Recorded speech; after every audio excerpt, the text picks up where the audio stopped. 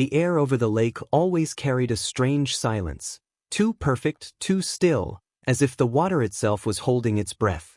Locals whispered about it in passing, never long enough to truly acknowledge its weight, just enough to avoid its gaze. But I had lived beside this lake long enough to understand that silence like this was never natural. It was the kind that came before a storm, or before a secret was forced into the light. The morning they showed up, the mist hadn't even lifted yet. It clung to the water in long, pale ribbons, smoothing the surface into a sheet of dull glass.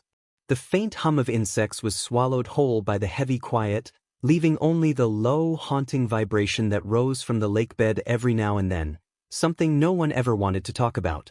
Something that felt less like sound and more like memory. I had just stepped onto my dock, my sanctuary, my refuge, when the crunch of gravel cut across the silence. A convoy of dark, polished vehicles rolled in like a procession built on arrogance. The doors opened in unsettling unison, the kind of synchronized movement that always meant trouble. The HOA had arrived, flanked by clipboards, stiff collars, and expressions sharpened by entitlement. Their steps hit the ground like verdicts. Their faces said everything before their mouths could. That blend of suspicion, superiority, and something deeper, something uglier. The way their eyes skimmed over me, hesitating just a moment too long, not to observe, but to evaluate, to judge, to remind. The racial tension was not spoken, but it was embedded in every narrowed glance and every tight line of lip. That familiar burn crawled beneath my skin, not of anger, but of recognition. They claimed my dock was a violation. A trespass. Something I had no right to maintain. They spoke as if the lake belonged to them, as if authority flowed from the ink on their papers. But the wind shifted just then, and the water behind me rippled with a deep, resonant thrum, almost like the lake itself was reminding us all of something ancient, something permanent. I said nothing. Not yet. Let them believe what they wanted to. Let them assume. People like that always did. But as they stepped closer, the mist parted just enough to reveal the survey markers embedded in the old wood of my dock. Markers older than their HOA, older than their neighborhoods, older than their ignorance. Their eyes narrowed with confusion, irritation, denial. That was always the order. Boys. Beneath the boards, the humming grew louder, pulsing like a heartbeat in the deep. A warning. A whisper. A reminder of history that couldn't be erased, not by them, not by anyone. They thought they had arrived to take something from me. They had no idea that the land they stood on, the lake whose edge they trespassed, and every waterway that stretched across this county, all of it flowed through rights that belonged to me. Rights they would learn about soon enough. Rights tied to a secret this entire place had forgotten. Their presence was an intrusion. But it was also the beginning.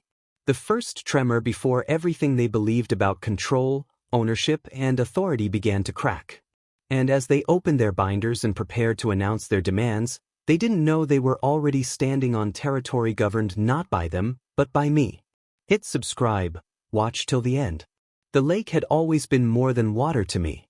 It was lineage, inheritance, and responsibility woven into a single living landscape.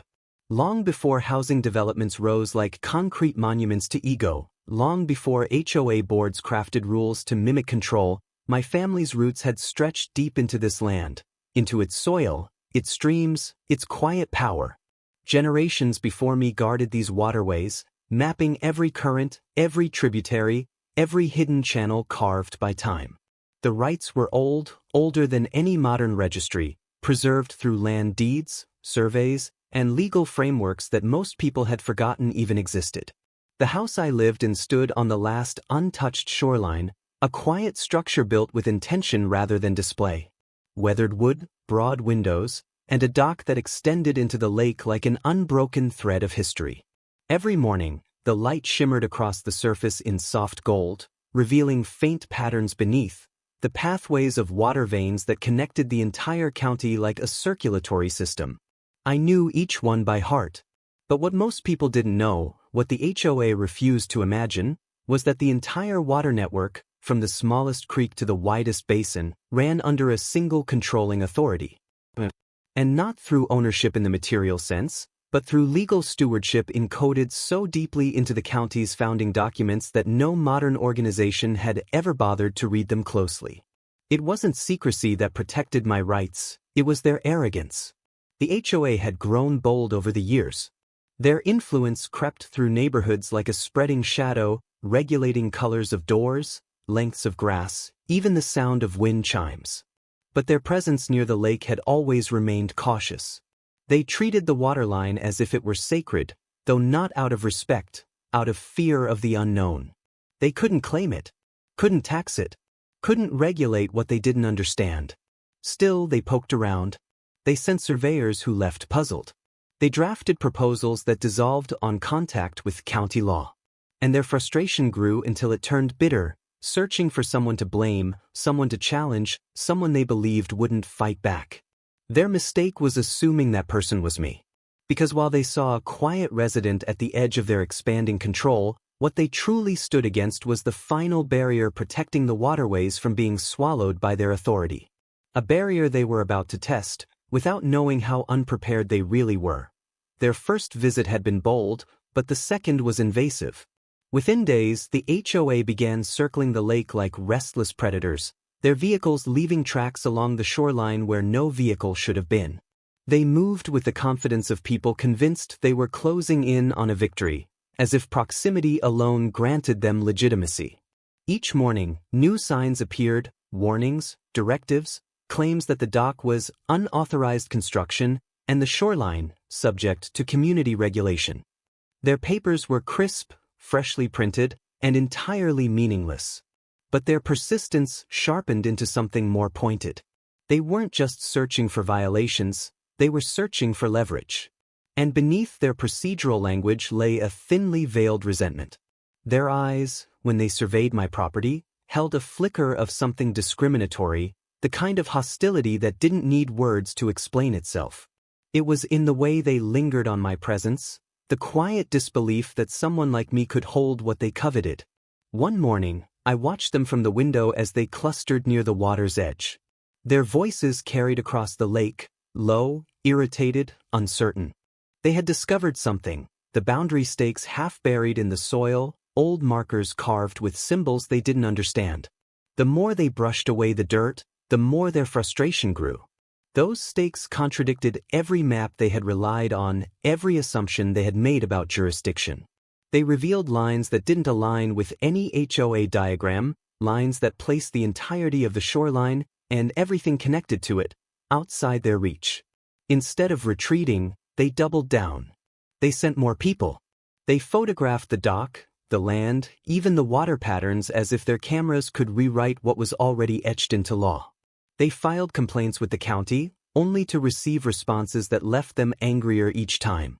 Their authority, so absolute in cul-de-sacs and quiet neighborhoods, dissolved here like ink in the lake. And as their frustration grew, the undercurrent of racial tension became unmistakable. They didn't just want control, they wanted control from me. Their demands sharpened, their behavior hardened, their visits became more frequent, more confrontational, more desperate. But desperation always leads to mistakes. And each misstep they took brought them closer to a truth they never anticipated, that this battle they started would not end the way they were hoping. Because the lake had its own rules, rules written long before their organization existed, rules they were finally about to confront head-on. The breaking point arrived on a morning thick with fog, the kind that blurred the horizon into a single pale veil. I heard them before I saw them, hurried footsteps, clipped orders, the agitated rustle of papers. When the mist curled away, the HOA stood on my dock in a rigid formation, as if staging some grand seizure of authority. Their leader held a stack of documents like a weapon, his expression sharpened by indignation and something colder beneath it. They believed this was the moment they would finally claim victory. With misplaced confidence, they stepped farther down the dock, announcing their intention to dismantle unauthorized property and assert community governance over the lake. They ignored the boundary stakes. They ignored the county's previous warnings. And they ignored the rising hum beneath the water, a deep, steady vibration that pulsed through the wooden planks. They had no idea what they were standing on. As they moved to the edge, one of them pried at the boards, trying to loosen them. But the moment the crowbar touched the wood, a low rumble surged through the dock, radiating outward like a silent thunderclap. The lake reacted. Not violently, not chaotically, but with purpose. The water stirred, forming slow, deliberate ripples that radiated in perfect circles, patterns older than any of us. The HOA members froze. Their confidence shattered the instant the water responded to them, not as a passive surface but as a presence. The hum grew louder, resonating through the air, through the dock, through their bones. That sound, the one they had always dismissed as myth or coincidence, rose now in full force, echoing the history they thought they could erase. And then it happened. The mist parted as if pulled aside by unseen hands, revealing the ancient survey markers carved into the lake's anchoring stones, symbols matching the ones on the stakes they tried to bury under bureaucracy. Their faces drained of color as the realization dawned. Every water boundary, every legal right, every channel stretching across the county converged here. Not under their authority, but under mine. The documents in their hands trembled. Their leader's voice faltered, collapsing under the weight of truth. The lake, the land, the history, none of it belonged to them. Their entire campaign had been built on ignorance, fueled by bias, and destined to crumble. In that moment of trembling silence, they finally understood. They had trespassed into a domain far beyond their reach. A domain they could never control. And the lake had just made that clear. The hum faded slowly, settling back into the deep as though the lake had delivered its final warning and retreated into patience once more. The HOA members, shaken to their core, began stepping back from the dock, not with the stiff confidence they arrived with, but with the unsteady movements of people realizing they had trespassed into a world governed by truths they had never bothered to learn. The mist moved around them like a quiet escort, urging them away. By the time their feet reached the gravel, their arrogance had drained away entirely. They stood in a cluster, whispering to each other in fragmented sentences, fear, confusion, disbelief twisting their expressions. The documents they once wielded like weapons now appeared flimsy, laughable, powerless against the weight of history they had tried to overwrite. They finally saw that the lake was not territory to be conquered but heritage layered in centuries, protected through laws stronger than their threats and reinforced by something deeper still. In the following days, the shift became undeniable. The HOA's presence receded from the shoreline. Their vehicles no longer prowled the edges of the lake, no longer left their heavy tire marks on the earth. The signs they posted quietly disappeared, one by one, taken down not by force but by the quiet acceptance that they had no claim to what they had tried to control. Their complaints to the county stopped. Their attempts to assert authority dissolved into silence. But the impact lingered, less in their retreat and more in what it revealed about the world they tried to build. Their campaign had never been about regulations or community standards. It had been about power, about entitlement, about the belief that their authority over neighborhoods extended naturally over people like me, people they underestimated, people they assumed would yield. The racial undertone they carried into every confrontation was woven into their decisions, their assumptions, their behavior. And in the end, it was that very arrogance that led to their undoing. I returned to the dock each morning, the wood steady beneath my feet, the lake calm as ever. Not as a victor, but as a guardian continuing a legacy that had survived far greater threats than a modern committee with inflated importance. The water remained still, its hum faint and content, as though acknowledging that balance had been restored. What happened would not be publicized, and the HOA would never speak of it again. But the truth remained anchored in the lake, in its stones, in its boundaries. And anyone who ever tried to challenge those waters again would learn what they had learned. That some histories can't be erased, some rights can't be stolen, and some legacies are stronger than any form of prejudice disguised as authority.